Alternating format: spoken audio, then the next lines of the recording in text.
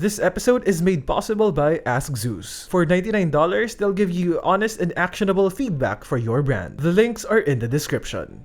There's recently been a lot of buzz around this platform called Onlyfans. Well, mostly because it involves a lot of R18 stuff. If you have no idea what Onlyfans is, it's basically a platform where creators sell original content, typically of the pornographic variety. These creators are mostly influencers, aka generally more attractive people with a big social audience. And these creators use OnlyFans to sell revealing and risky content. The site's tagline is "Make your influence pay," because these influencers have been using OnlyFans as a way to monetize their influence. These influencers/creators upload photos and videos that are protected by a paywall, and to gain access to these, a user must pay a monthly subscription fee that ranges anywhere between $5 and $50. And the price of these types of content depends, of course, on the shall I say, activity that the influencer is doing in the photo or video. So you'll actually see a lot of them posting bathroom selfies that their parents would never approve of, and even go as far as explicit self-entertainment, and even baby development activities. Just a heads up, OnlyFans is in the business of something that's sexual in nature, so if that makes you uncomfortable, you can just skip this episode. But trust me when I say that I actually spent a lot of time trying to make this episode as clean as possible, mostly by the use of creative alternate terms. And I actually think that I said more curse words in our previous brand disaster episodes than this one, so yeah,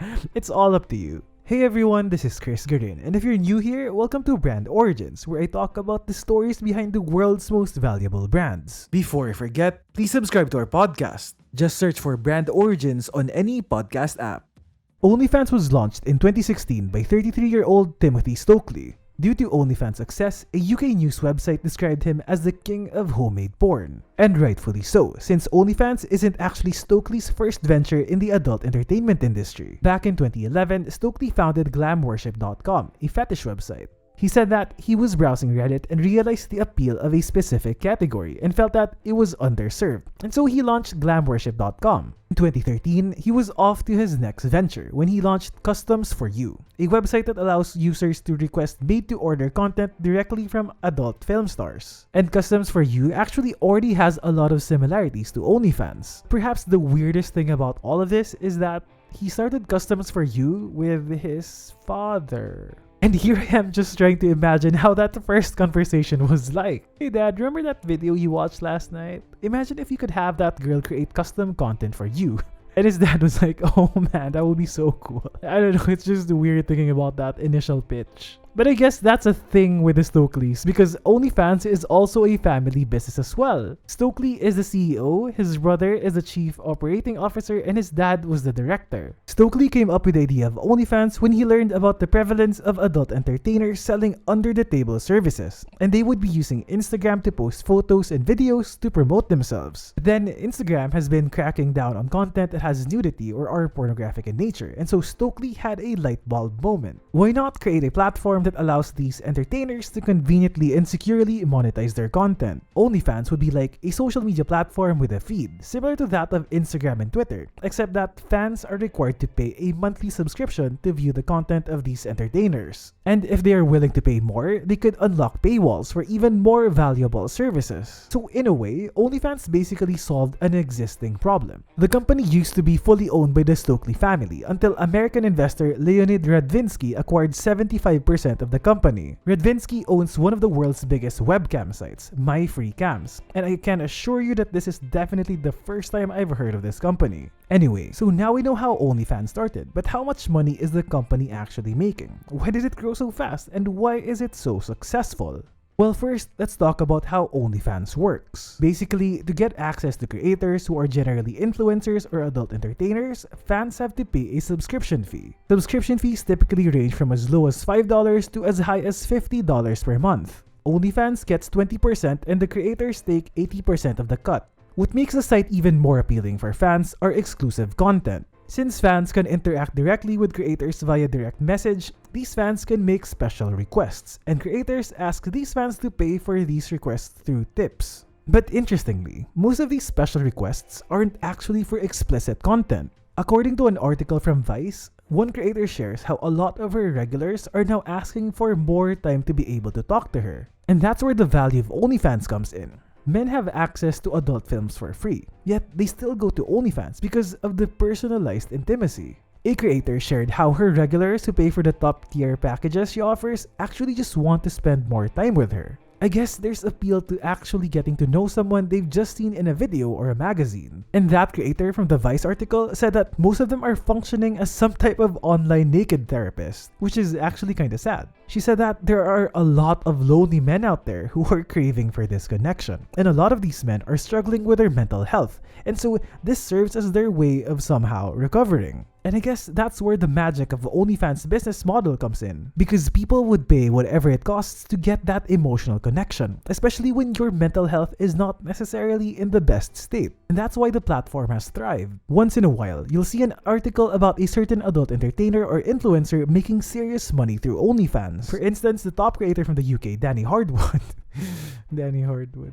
She shared how she made around £29,000 in 1 month and £52,000 in the next one. And most recently, Hollywood actress Bella Thorne made over $1 million after just a day with her OnlyFans account.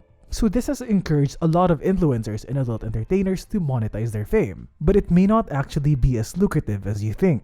According to a study by Thomas Hollins from the xrus.com, the top 10% of creators make 73% of all the money. Plus, you have to take into account the amount of time you have to put in to make your OnlyFans career work. I read this interesting article from Business Insider where they cover the day in the life of Aella, a top creator on OnlyFans. Aella has over 3,200 subscribers and she earns around $100,000 every month. She's among the top 0.4% of creators on the platform, so she's pretty much as good as you can get. Now, it's easy to be enticed by those numbers. A lot of attractive people would just throw out statements like, you know what, I'm bored, I should just create an OnlyFans, implying that it's easy to monetize their social following. But then you realize the amount of work these top creators like Aella actually puts in. Because these creators, they actually have to work like they're a solo media company. Because she has to handle roles from creating content for social media, marketing, finances, video editing, copywriting, basically everything. So Aella describes how her day goes. Her day starts around 10 in the morning. She checks her OnlyFans account to see how much she's earned, as well as checking her social media accounts. All her posts are scheduled, so she uses a social media scheduling app and she prepares like 200 posts that will be posted over the next few months. She's also in this Telegram group where she and like 83 other OnlyFans creators exchange tips and advice on what each one is doing differently that might help them do better. And then, she films a short video called the Naked Morning Coffee Chat where she talks about her thoughts. This is her way of forming a better connection with her subscribers. Then after lunch, she shoots video content which takes a lot of time because of all the preparation involved. Makeup, wardrobe changes, so yeah, this one takes a while. And then around 7 in the evening, she edits her videos. So that whole full-length adult film she filmed earlier, she edits these and optimizes them for the different social media platforms. Like, she'll make 30-second teasers for her OnlyFans account and have a longer version sent directly to her subscribers. She also has to take a couple of good photos and GIFs to be posted on Twitter and Reddit to function as ads that will hopefully turn into more OnlyFans subscribers. Before the day ends, she schedules tweets on Twitter and monitors her other social media accounts. Another top creator shared that she has to respond to around 40 to 50 messages on the platform. And she really has to, or else she'll lose the chance to connect with her subscribers. So yeah, all in all, it's a full day of work, and creators basically handle all the moving pieces. If creators can put in the hours, it could actually allow them to leave their day job. And a lot of people didn't actually have that choice, especially because of the pandemic we're in. In 2020, due to the lockdowns, OnlyFans reported a 42% increase in new accounts, and there are now 660,000 creator accounts and 50 million users worldwide. OnlyFans reported that the company drew in revenues of more than $1.2 billion, paying around $950 million to creators. Regardless of whether you agree with the morality of what this company is doing, it won't change the fact that OnlyFans has disrupted an industry and has proven that it can thrive during a pandemic. But will it be as big when things get back to normal? We're gonna have to wait and see. And so that's about it. Now you know about the brand origin story of OnlyFans.